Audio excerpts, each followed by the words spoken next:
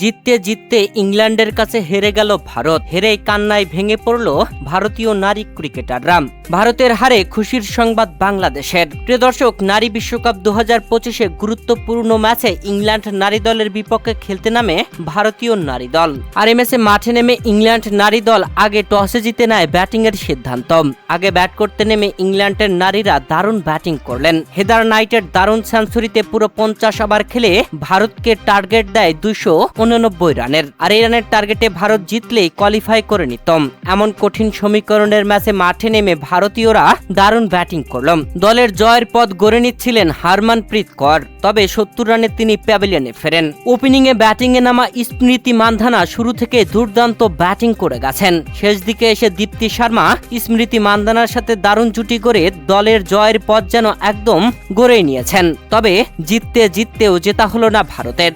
স্মৃতি মান্ধানা 94 বলে 88 রান করে প্যাভিলিয়নে ফিরলেন। দীপ্তি শর্মা শেষ পর্যন্ত খেলতে পারলেন না। 47তম ওভারের পঞ্চম বলে 262 রানের মাথায় দলের ষষ্ঠ উইকেট হিসেবে আউট হয়ে প্যাভিলিয়নে ফিরলেন। শেষ 3 ওভারে ভারতের জয়ের জন্য প্রয়োজন ছিল 27 রান। শেষ 2 ওভারে 23 রান আর শেষ ওভারে 6 রান। নিতে পারবে তো ভারত? না, নিতে পারলো না। শেষ দিকে এসে পুরো 50 ওভার খেলে 284 রানে আটকে গেল ভারত। ইংল্যান্ড দারুণভাবে কামব্যাক। ম্যাচে যেন হারতেই বসেছিল।